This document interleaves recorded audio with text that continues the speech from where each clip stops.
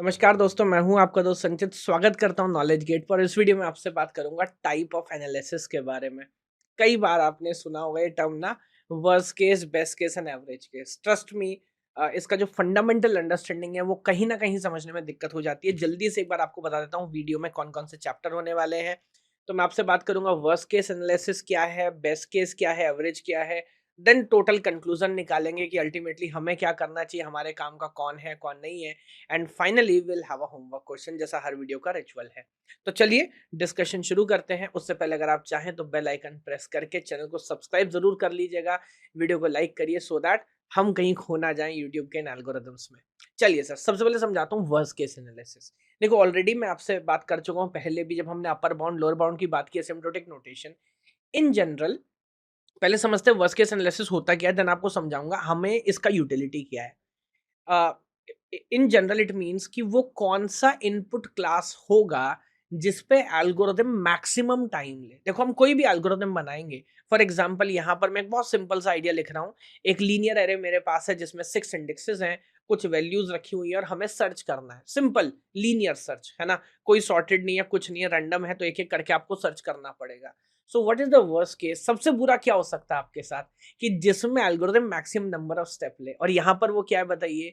तो for example suppose if I want to search 3535, तो मैं पहला कंपैरिजन करूंगा, दूसरा करूंगा, तीसरा करूंगा, चौथा करूंगा, पांचवा करूंगा। सबसे लास्ट में सिक्स केस में मुझे पता लगेगा कि कंपेयर करके हाँ हिट हुआ। और मान लो suppose even if I search 45, तो 6 टाइम कंपेयर करने के बाद ये पता लगेगा कि वैल्यू एग्जिस्ट ही नहीं कर रही। ये भी तो अपने आप में एक रिजल्ट है ना कि वैल्यू डजंट एग्जिस्ट इस एरे के अंदर। So in worst case analysis we compute the upper bound on the running time of an algorithm. It is that input case, that the maximum number of operations to be executed, that input class for which the algo take maximum time. तो ये case to case very कर सकता है। हमें सोचना है कि वो सबसे खराब इनपुट कौन सा है, कौन सा सबसे खराब इनपुट है जिसमें ये सबसे ज्यादा टाइम लेगा।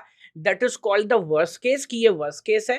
फॉर एग्जाम्पल यहाँ पे वर्स्ट केस क्या होगा कि मैं 35 चुन लूं और वो सबसे लास्ट में, तो ऑब्वियसली सबसे बाद में नंबर आने वाला है। तो एल्गोरिथम जिस इनपुट क्लास पे सबसे ज्यादा टाइम ले, जब उसके साथ हम एनालिसिस करते हैं, that is called worst case analysis, है ना। तो यहाँ पर इसका वर्स्ट केस एनालिसिस क्या हो गया, 6। फॉर एग्जाम्पल एक कॉन्ट्राडिक्टरी एग्जांपल देता हूँ, क्विक सॉर्ट। तो क्विक सॉर्ट सॉर्टिंग में आगे जाके आप देख सकते हैं, प्लेलिस्ट में पूरा आपको मिलेगा। आइडिया क्या है सर, क्विक सॉर्ट की खूबसूरती क्या है? इन जनरल आमतौर पे वो सॉर्टिंग बड़ी फास्ट करता है in settle down in n log n. लेकिन क्विक सॉर्ट को if you give already sorted array, जो आपको सोचने में लगेगा यार इससे खूबसूरत बात क्या हो सकती है। जिस एल्गोरिथम का काम सॉर्ट करना है, अगर मैं ऑलरेडी सॉर्टेड एरे दूंगा तो उसके तो बल्ले बल्ले मजे आ जाएंगे ना। But the fact of the matter is, अगर इसको ऑलरेडी सॉर्टेड एरे दोगे, तो मैं टेक्निकलिटी में नहीं जा रहा, तो लेकिन इसकी खोपड़ी घूम जाती है and the time goes up to order of N square. So for quick sort the worst case idea is if you give a sorted array to it, है ना। तो अब ध्यान से समझिएगा, मुझे इस बात से कोई फर्क ही नहीं पड़ रहा सर इनपुट क्या है, मेरे को नहीं लेना देना उस बात से। मैं वर्स्ट केस तब मानूंगा जब मेरा एल्गोरिथम मैक्सिमम टाइम ले रहा, उससे ज्यादा टाइम ना ले सके। यस, तो worst case it is that input class on which the algo take maximum time. अब ऑब्वियसली सोचिए, जब भी हम कोई सिस्टम डिजाइन करेंगे, कुछ काम करेंगे, तो आपको नहीं लगता ये सबसे यूजफुल होगा कि हम वर्स्ट केस एनालिसिस करके चले। हमारा फाइटर जेट उड़ रहा है, पायलट बटन दबाता है फायर करने का, even in the worst of the worst case scenario कितना टाइम लैग होगा कि मिसाइल लॉन्च हो जाए, वरना वो भाई वहां बैठ के बटन दबा रहा, मिसाइल निकल नहीं देख रहा, भाई साहब क्या दिक्कत है। This is the idea. तो जब भी हम डिजाइन करते हैं, worst case is the most useful idea, कि हम देखते हैं यार इतने में तो काम कर ही जाएगा, ये अपर बाउंड है, something like this. Real time operating systems या रियल टाइम सिस्टम्स में बहुत यूजफुल आइडिया ये होगा। और आमतौर पे हम जब भी एल्गोरिथम का एनालिसिस करेंगे, तो विल ऑलवेज कीन टू सी यार वर्स्ट टाइम क्या है ना, इससे ज्यादा तो नहीं लगेगा। इसका उल्टा सोच लो, बेस्ट टाइम। तो अब ये क्या होगा, it is kind of the lower bound. So it will be that input case for which the algo take minimum time possible, कम से कम। आमतौर पे इसकी कोई खास यूटिलिटी है नहीं, लेकिन कुछ सिस्टम में ऐसा हो सकता है जहां पर आप ये भी एक बार इन्वेस्टिगेट करना चाहें कि इससे पहले तो रिस्पॉन्स नहीं आ जाएगा, समथिंग लाइक दिस। जैसे again if I take a same example, अब यहाँ पे मुझे बताइए बेस्ट केस क्या होगा। इफ समबडी सेज कि मेरे को 57 सर्च करना, now that will be the best case, because आप जाओगे इंडेक्स 1 पे, देखोगे 57 मिलेगा, मैच हो जाएगा, everything will be good. So in best case analysis we calculate the lower bound on the running time, कि कम से कम कितना लगेगा। And we must know the case that cause the minimum number of operations to be executed. वो कौन सा case है? तो यहाँ पे मिनिमम ऑपरेशन क्या है? For this particular example a single comparison, so it is that input class for which the algo takes minimum time. तो जिसको हम बोलते हैं बेस्ट केस। अगेन मैं क्या समझाना चाह रहा हूँ कि इसका कुछ खास यूटिलिटी है नहीं, खास यूटिलिटी वर्स्ट केस की, because we want to prepare for the worst case, है ना। वो रियल लाइफ एडमिनिस्ट्रेशन हो कुछ भी हो, हम हमेशा वर्स्ट से वर्स्ट सिनेरियो के लिए तैयार रहना चाहते हैं ना। बेस्ट केस से कुछ सीखने को मिलता नहीं है। अब मजा आता है एवरेज केस का। अब average case will be kind of difficult idea, because average का मतलब तो एवरेज लेना पड़ेगा। तो अब एवरेज क्या है? आपको हर पॉसिबल केस सोचना पड़ेगा। तो अगर मैं एक छोटा सा एग्जांपल लूं दोबारा सर्च करने का इनटू एन अनसॉर्टेड एरे, तो मुझे बताइए एक केस हो सकता है कि मैं 57 सर्च करूंगा, उस केस में कितना कंपैरिजन? 1। दूसरा केस हो सकता है मैं 12 सर्च करूं, उस केस में 2 कंपैरिजन, पहले आप 1 पे सर्च करोगे फिर 2 पे करोगे, सो 2 कंपैरिजन।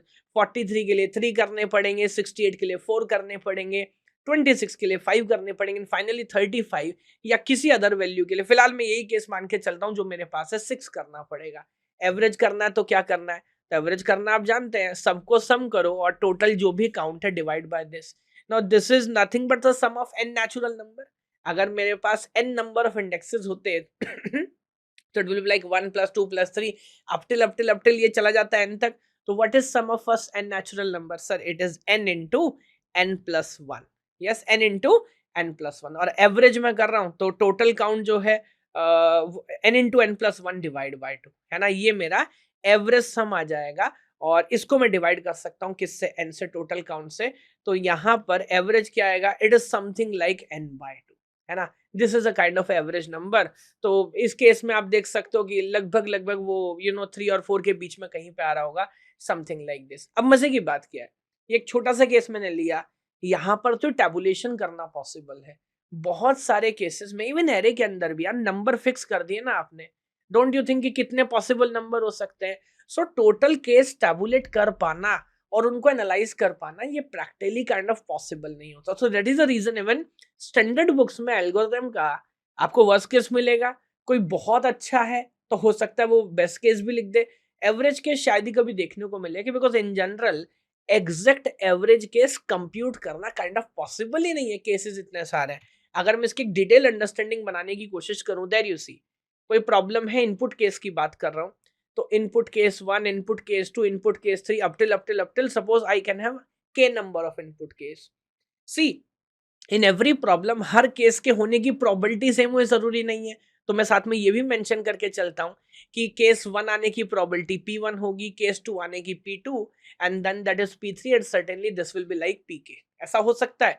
अब अगर p1 अगर i1 केस आया वो कितने टाइम में सॉल्व होता है? लेट मी से वो t1 में होता है, लेट मी से वो t2 में होता है and then correspondingly this will be solved in the time tk। अब एवरेज निकालना है आपको तो उसके आने की प्रोबेबिलिटी क्या और वो टाइम कितना लेगा, तो मेरे को क्या करना पड़ेगा? P1 एवरेज निकालना है ना, तो P1 multiply by T1 then P2 multiply by T2 and so on and so for I must go till Pk multiply by Tk। ये पूरा काम मुझे करना पड़ेगा और इसका जब मैं समेशन करूंगा सर, तो फिर वही जो एक्सप्रेशन आपको ऊपर नजर आ रहा है विल स्टार्ट फ्रॉम 1 से लेके k तक जाऊंगा and Pi multiply by Ti पे मैं काम करने वाला हूं। तो अगेन कंक्लूजन यही है सर कि एवरेज केस निकालना आसान काम नहीं है, और अगर कंक्लूजन करें so again it is not easy और प्रैक्टिकल नहीं, इससे कुछ ज्यादा सीखने को नहीं मिलता। तो जो सबसे यूजफुल अप्रोच है, that is nothing but worst case analysis. तो वर्स्ट केस एनालिसिस जितना अच्छे से आप करेंगे, आपको वर्स्ट सिनेरियो में प्रिपेयर करने के लिए उतनी अच्छा अंडरस्टैंडिंग होगी और उतने अच्छे से आप काम कर पाएंगे। आई होप फाइनली ये best case, worst case, average case ये पूरी कहानी आपको समझ आई होगी। Now your homework question, which of the following is most useful for designing software? जब सॉफ्टवेयर में डिजाइन करेंगे तो इन सब में सबसे यूजफुल क्या है? Best case, average case, worst case और नन ऑफ अबव। तो मेरे ख्याल से पूरा पॉइंट मैंने डिस्कस किया है, तो डिफिकल्ट नहीं होना चाहिए आपके लिए कमेंट सेक्शन में आंसर करना। तो जो भी सही आंसर हो सबसे पहले कमेंट सेक्शन में आंसर करिएगा, वीडियो को लाइक करिए, चैनल को सब्सक्राइब करिए और इसी तरह से आप देते रहिए लेटेस्ट से latest videos, notification, job notification, content, हर चीज आपको यहाँ पर मिलने वाली है। For every subject you will have a playlist. तो आप डिस्क्रिप्शन में जाके देखो, हर सब्जेक्ट का प्लेलिस्ट आपको मिलेगा, तो पूरा प्लेलिस्ट जाके देखो।